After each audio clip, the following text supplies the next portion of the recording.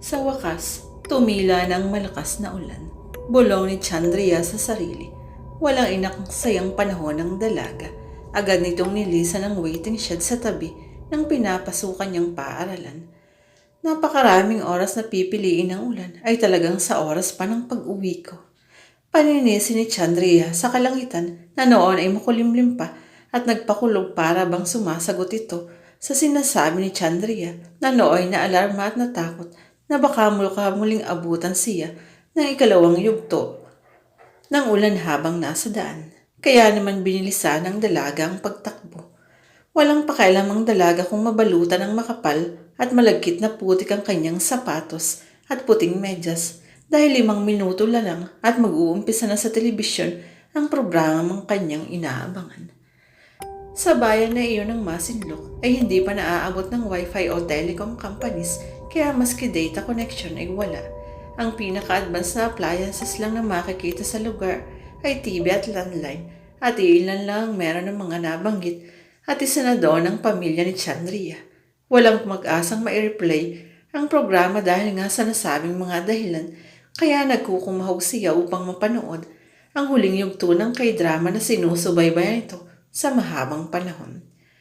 Pwisit, sa dami kasi ng pwede kong makalimutan ay yung pesting payong na yun pa ang nakalimutan ko.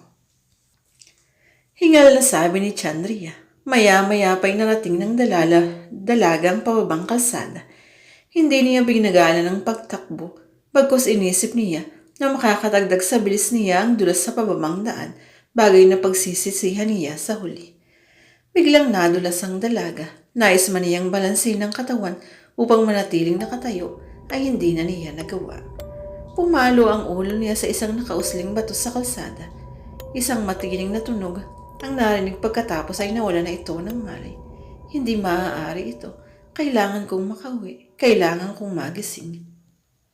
Nalulunod sa kadiliman ng dalaga, kaya naman pinilit niyang dumilat at ilang minuto pa'y nagtagumpay na siya. Sa unay nang lalabo ang paningin niya, hanggang sa pagtagal ay bumalik na ang mga senses niya ng maayos. May nakita siyang maliit na uka sa kanyang harapan, may tubig na naipon doon. Malinaw, maaaring maging salamin ito. Iyon sana ang gagamitin ni Chandria upang makita ang natamong pinsala mo sa pagkakadupilas. Subalit bago niya pa makita ang kanyang mukha, may bagay siyang nakita sa refleksyon ng tubig. Payong, lumulutang na mga payong. Labis siyang nagulat. Napako ang tingin ni Chandria sa mga payong.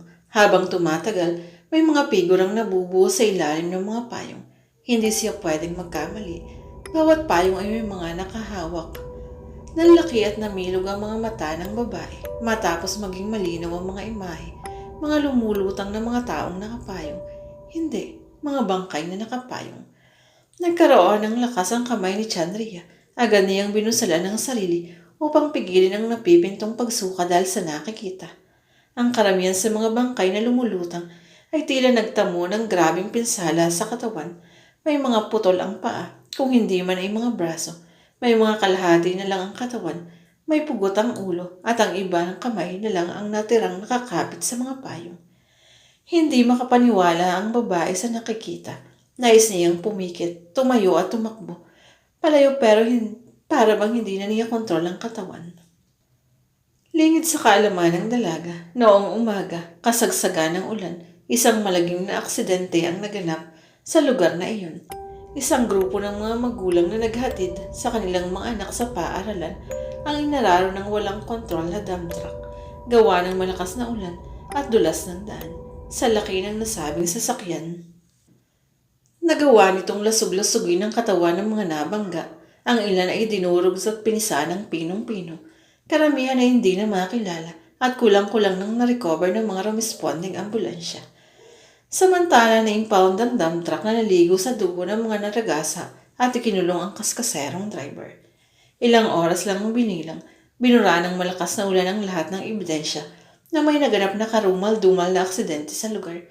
Tanging ang mga matutulis na bato na mula sa quarry ang naiwang piping saksi sa naganap. Kailangan kong makalis sa lugar na ito. Kailangan. Malakas na loob na sabi ni Chandria sa sarili at pinilit niyang tumayo at pinagana ang mga binti. Tumalikod siya mula sa mga kaluluwang nakapayong.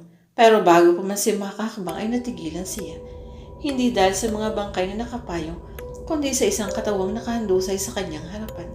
Nakadilat ito at nakatitig sa kanya. Nababalot ng dugo ang mukha. May nakabawang napakatulis na bato sa ulo nito na kinadurog ng utak na noon ay lumabas na sa butas na ulo ang mga piraso at nagkalat sa daan. Hindi maaari ito. Iyon na lamang nasabi ni Chandria matapos mapagtantong ang babaeng nasa harapan niya na walang buhay ang kanyang katawang lupa at ngayon ay sanisay ang kaluluwa tulad ng mga bangkay na hindi na